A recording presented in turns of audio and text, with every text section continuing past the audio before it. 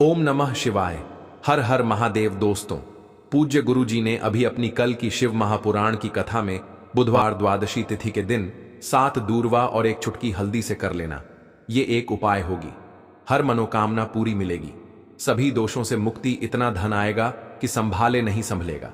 भगवान भोलेनाथ जी के आशीर्वाद से पूरे साल धन बरसता रहेगा। दोस्तों, जैसा कि आप सभी लोग जानते हैं कि 20 अगस्त को भाद्रपद बुधवार द्वादशी तिथि पड़ रहा है, इसीलिए यह दिन बहुत ही खास है। क्योंकि देखिए दोस्तों, गुरु जी ने कहा है कि जब भी भाद्रपद बुधवार द्वादशी तिथि पड़े तो आपको सिर्फ और सिर्फ 7 दूर्वा और एक चुटकी हल्दी वाला उपाय करना चाहिए। यह उपाय इतना खास है कि अगर आपने सही मुहूर्त पर सही क्रिया अनुसार 7 दूर्वा और एक चुटकी हल्दी वाला उपाय कर लिया, जो प्राचीन काल के समय का महा उपाय है, तो मान के चलिए दोस्तों, भगवान भोलेनाथ जी के आशीर्वाद से आपके जीवन का कितना ही बड़ा दुख हो, उससे आपको मुक्ति मिल जाएगी।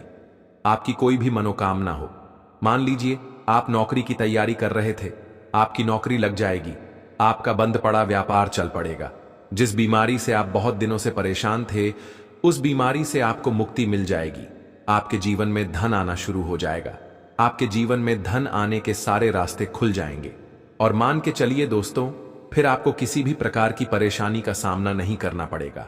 इसीलिए दोस्तों, इस दिन आप लोगों को इस वाले उपाय को जरूर कर लेना है। भले ही आपने पूरे साल भर इस उपाय को ना किया हो, पर अगर आपने इस भाद्रपद बुधवार द्वादशी तिथि के दिन अगर इस वाले उपाय को कर लिया, तो आपको इस उपाय को करने का वह फल मिलेगा जिसकी आपने कभी कल्पना भी नहीं करी होगी। इसीलिए आप लोग इस 7 दूर्वा और एक चुटकी हल्दी वाले उपाय को एक बार जरूर कर लेना, ताकि आप लोगों के हाथ से यह मौका ना जा सके और आपको इस उपाय को करने का फल मिल सके। दोस्तों, यह उपाय पंडित जी ने अपनी अभी की ही शिव महापुराण की कथा में बताया है, जो इस उपाय को आज हम आपको बहुत अच्छे से समझाने वाले हैं। इस वीडियो को देखने के बाद इस उपाय को समझने के लिए आपको कोई और वीडियो को देखने की जरूरत नहीं पड़ेगी। तो चलिए दोस्तों, उपाय को शुरू करते हैं। उससे पहले, हे भगवान भोलेनाथ, आपके इस वीडियो को जो भी लाइक और चैनल को सब्सक्राइब करें, उसके जीवन में कभी दुख दर्द मत आने देना। साथ ही साथ कमेंट बॉक्स में 5 ओम नमः शिवाय जरूर लिखें, ताकि भगवान भोलेनाथ जी की कृपा आप सभी को प्राप्त हो सके। इसी के साथ मैं आप सभी को बता दूं कि आप लोग वीडियो को पूरा नहीं देखते हो, काट काट कर देखते हो और गलत गलत उपाय को कर लेते हो। तो आपसे निवेदन है कि वीडियो को पूरा जरूर देखें। देखिए दोस्तों, यह भाद्रपद बुधवार द्वादशी तिथि का दिन, यह इतना खास होता है, इतना महत्वपूर्ण होता है। देखा गया है कभी कभी बड़े बड़े पूजा पाठ अनुष्ठान से जो मनोकामना पूर्ण नहीं होते, वह भाद्रपद बुधवार द्वादशी तिथि के दिन एक छोटे से उपाय करने से ही आपकी मनोकामना पूर्ण हो जाती है। और बहुत सारे लोगों ने इस उपाय को किया भी है और उनको इस उपाय को करने का फल भी जरूर मिला है। अगर आप लोग भी इस उपाय को करना चाहते हैं, तो आप इस उपाय को पहले अच्छे से समझ लेना, सुन लेना, उसके बाद करना। आपको इस उपाय का फल जरूर मिलेगा। और इस उपाय को कर लेने से आपके घर में चाहे किसी भी प्रकार की दुख और समस्या क्यों ना चल रही हो, आपको उसका कारण भी नहीं पता है कि भाई यह समस्या किस कारण से चल रही है। उसका कुछ भी कारण हो सकता है, जैसे पितृदोष हो सकता है या किसी भी तरह का मंगल दोष भी हो सकता है। तो इस दिन आप लोगों को यह वाला उपाय कर लेना है। यह एक ऐसा उपाय है जिस उपाय को अगर किसी विशेष दिन पर किया जाए, तो भाई उस विशेष दिन का जो है वह तो हमें मिलता ही मिलता है। पर हमने उस दिन पर इस 7 दूर्वा और एक चुटकी हल्दी वाले उपाय को किया है, तो हमें उससे भी बड़ा फल मिलता है, और फल बहुत जल्दी मिलता है, क्योंकि आप इस उपाय को बहुत ही बड़े और विशेष दिन पर कर रहे हो। तो चलिए अब उपाय के बारे में बात करते हैं। लेकिन उससे पहले आप लोगों को यह जानना आवश्यक है कि आखिर यह उपाय किस समय करना है, किसको करना है और कैसे करना है। तो चलिए हम आगे आपको वीडियो में एक एक करके बता देते हैं।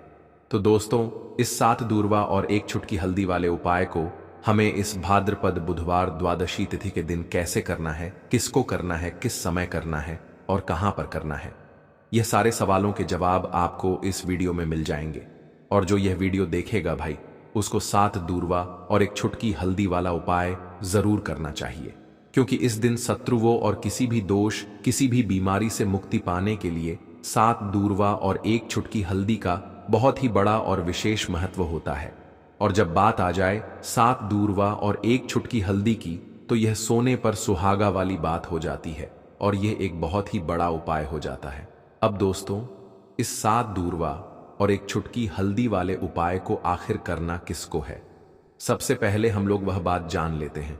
तो देखो, घर की जो बड़ी माताएं बहनें होती हैं, उन माताओं बहनों में से कोई भी एक बड़ी माता बहन इस वाले उपाय को कर सकती है।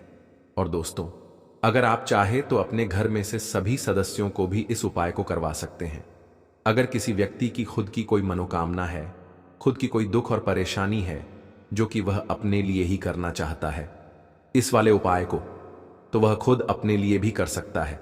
बाकी अगर कोई घर में से ऐसा है जो कि अपने पूरे घर परिवार की सुख और शांति के लिए यह वाला उपाय करना चाहता है, तो भाई वह भी कर सकता है। उसमें भी कोई दिक्कत वाली बात नहीं है।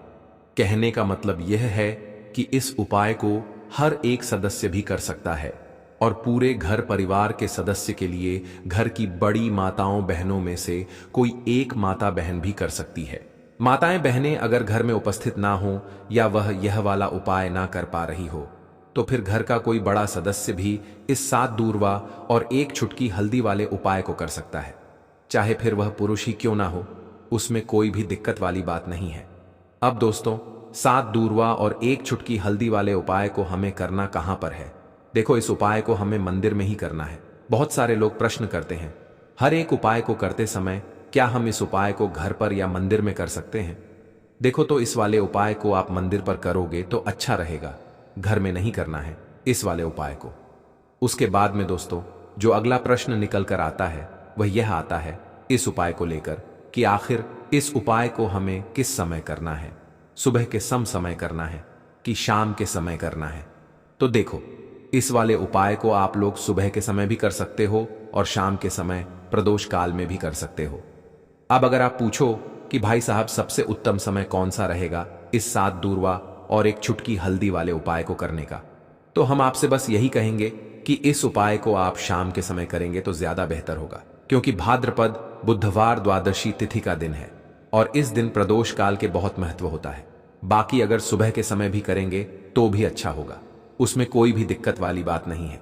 तो अब दोस्तों, जो अगली सबसे बड़ी और महत्वपूर्ण बात आती है वह यह आती है कि सुबह अगर हम उपाय को करेंगे तो हमें कितने बजे से लेकर कितने बजे तक के बीच में करना है, और शाम के समय प्रदोष काल में करेंगे तो हमें कितने बजे से लेकर कितने बजे के बीच में करना है। तो देखो, सुबह जितनी जल्दी हो सके आप उपाय को करने की कोशिश करना। बाकी अगर किसी कारणवश लेट भी हो जाओ, थोड़ी देर भी हो जाए तो देखो, सुबह जितनी जल्दी हो सके आप उपाय को करने की कोशिश करना। बाकी अगर किसी कारणवश लेट भी हो जाओ, थोड़ी देर भी हो जाए, तो 10 या 11 बजे तक भी आप उपाय कर लेना, पर 12 बजे से ज्यादा देरी ना हो। ठीक है, इस बात का ध्यान रखना। उसके बाद में दोस्तों, अगर शाम के समय प्रदोष काल की बात करें, प्रदोष काल का जो समय है होता है वह शाम के 6 बजे से शुरू हो जाता है। मतलब शाम के 6 बजे से लेकर रात के 7 बजे के बीच का जो समय होता है, यह समय प्रदोष काल का समय होता है। इस उपाय को 7 बजे या 8 बजे के बीच में भी कर सकते हो। मतलब शाम के 6 बजे से रात 8 बजे के बीच में आप कभी भी इस वाले उपाय को कर सकते हो, उसमें कोई भी दिक्कत वाली बात नहीं है। परंतु 20 अगस्त भाद्रपद बुधवार द्वादशी तिथि के दिन कोशिश करना कि समय के अंतर्गत ही कर लो। किसी कारणवश ना कर पाओ तो थोड़ा देरी से भी कर सकते हो। तो चलिए, अब हम अपने सबसे पहले उपाय की बात कर लेते हैं। तो इस उपाय को करने के लिए सुबह होने से पहले उठ जाना है। घड़ी मत देखना, जब नींद अपने आप टूट जाए वही समय ठीक होता है। सबसे पहले जमीन पर पैर रखने से पहले मन में बोलना है, आज जो करूंगा वो सिर्फ अपने भाग्य को ठीक करने के लिए करूंगा। फिर बिना किसी से बात किए सीधा रसोई में जाना है। कोई दरवाजा जोर से मत बंद करना, सब कुछ धीरे से करना है। वहां हल्दी का डिब्बा ढूंढना है। जो सबसे कम इस्तेमाल होता है वही असली होता है। उसमें से बस 1 चुटकी निकालनी है, न ज्यादा न कम, जितनी उंगलियों में आए उतनी, उससे ज्यादा नहीं। अब एक कटोरी चाहिए, तांबे की हो तो सबसे अच्छा, पीतल चलेगा, नहीं तो मिट्टी का छोटा सा प्याला भी चलेगा, लेकिन प्लास्टिक नहीं चलेगा। अब उस हल्दी को उस कटोरी में रखना है, बिना किसी मंत्र, बिना किसी सोच के, बस हल्दी डालते हुए इतना बोलना है, जो पीला है वो उजाला है, मेरे जीवन में अब यही उजाला चाहिए। और कुछ नहीं। अब एक सफेद कपड़ा ले लो, रुमाल हो या धोती का किनारा, साफ हो, बस इतना जरूरी है। अब चुपचाप घर से बाहर निकल जाना है। किसी से पूछना नहीं, बताना नहीं। सीधे उस जगह जाना है जहां घास उगती हो, कोई मंदिर का पिछवाड़ा, कोई खाली मैदान, कोई तुलसी के पास की मिट्टी, कहीं भी जहां जमीन ने दूरवा को जन्म दिया हो। अब जमीन पर बैठना नहीं है, बस खड़े खड़े झुककर देखना है और धीरे धीरे दूरवा तोड़नी है। पूरी की पूरी नहीं, बस ऊपर की 3 पत्तियों वाली शाखा, 1 नहीं, 2 नहीं, पूरे 21 तोड़नी है।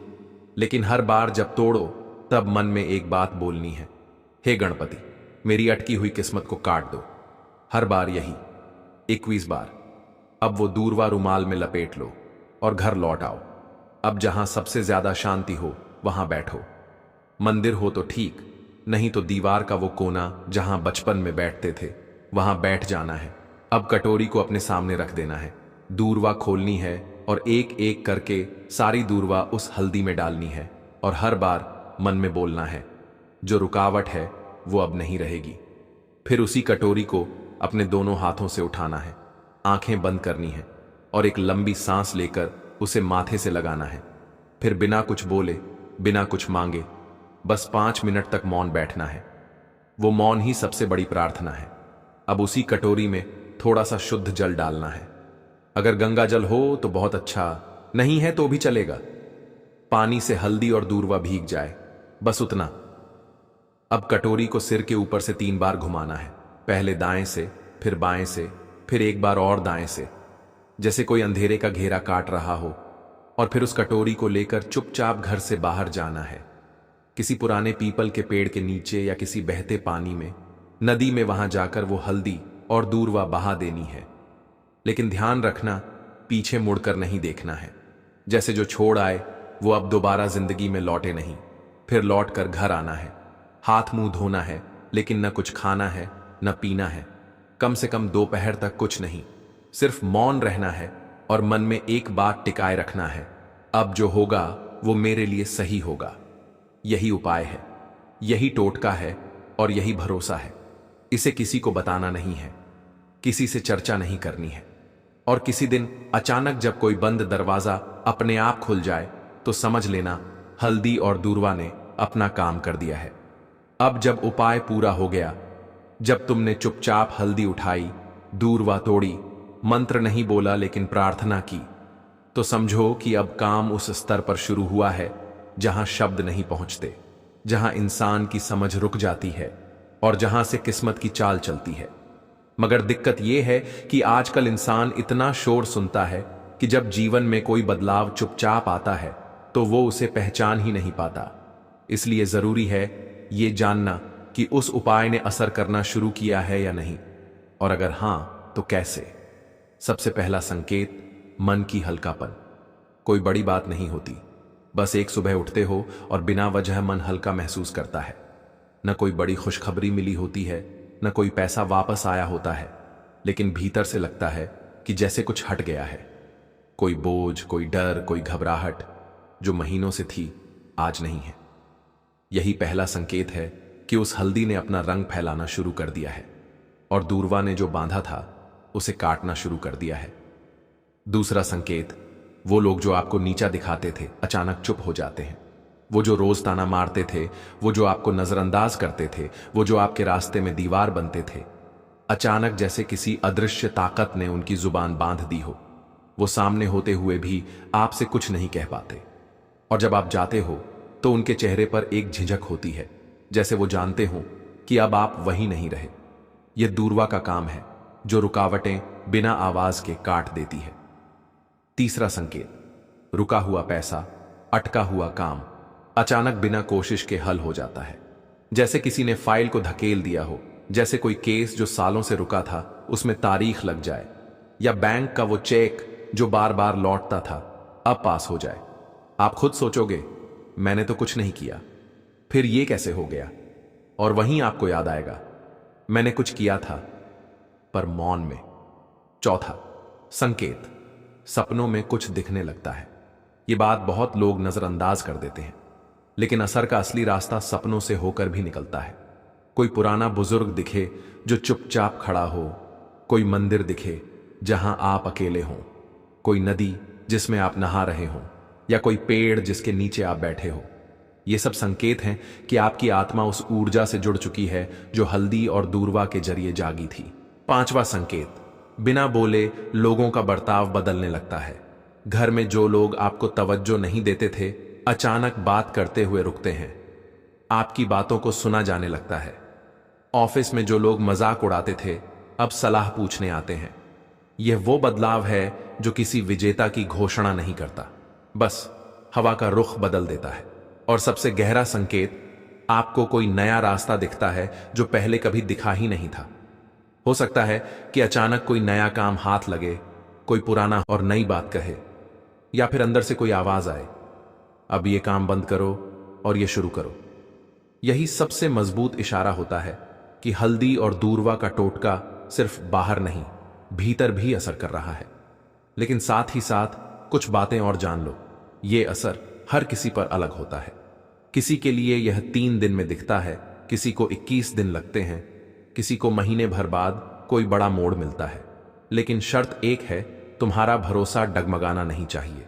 जिस दिन तुमने ये सोचना छोड़ दिया कि ये तो बस घास और मसाले की बात है, उसी दिन उसका असर खत्म हो जाता है।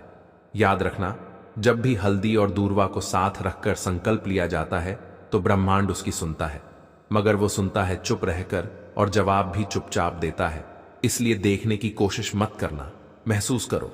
और अगर कोई ऐसा संकेत मिले जो तुम्हें चौंका दे तो डरना मत, समझना कि जवाब आने लगा है। लौंग के उपाय के लिए आपको सबसे पहले जरूरत पड़ेगी 3 लौंग।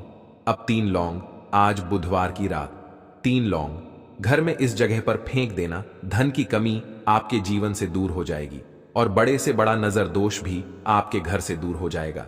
घर परिवार के जितने भी सदस्य हैं उनके जीवन से दूर हो जाएगा। राधे राधे दोस्तों। देखिए, आज की वीडियो बहुत ही खास है क्योंकि आज की वीडियो में 3 लौंग का ऐसा उपाय आपको बताने वाले हैं। 3 लौंग आपको अपने घर में जला देना है। इस उपाय को आपने बुधवार के दिन कर लिया तो ऐसा मान के चलिए कि आपके जीवन के जो दुख हैं अब उन्हें दूर होने में ज्यादा समय नहीं लगेगा। तो देखिए, बात करेंगे सबसे पहले लौंग की। लौंग जो होती है, पूजा पाठ हो गया। कोई भी हम बहुत बड़ी पूजा करते हैं या छोटी पूजा करते हैं, कोई भी चीज जब हम पूजा से रिलेटिव करते हैं, है ना, तो होता क्या है, हम उसमें लौंग जरूर लेते हैं। बजरंग बली का पूजन करते हैं, भगवान गणेश का पूजन करते हैं, महादेव का पूजन करते हैं, बजरंग बली का पूजन करते हैं। लौंग हम उसमें विशेष रूप से लेते हैं क्योंकि लौंग जो होती है ये एक तरह से आपके घर से नजर दोष को भी दूर करती है, नेगेटिविटी को भी दूर करती है। और लौंग के जितने भी उपाय होते हैं, आपको बता दें, ये बहुत जल्दी देवी देवताओं को भी प्रसन्न करते हैं और आपके जीवन के कष्टों को बहुत जल्दी दूर कर देते हैं। तो जो लोग भी चाहते हैं ना कि हमारे जीवन के कष्ट जल्दी से जल्दी दूर हो जाएं, उन्हें तो विशेषकर लौंग के उपाय जरूर करने चाहिए। जो लोग चाहते हैं जल्दी से जल्दी अच्छा सा रिजल्ट उनको उनके जीवन में मिले, पैसा उनके पास आए, पैसा उनके पास रुके, तो उन्हें भी विशेषकर लौंग के उपाय जरूर करने हैं।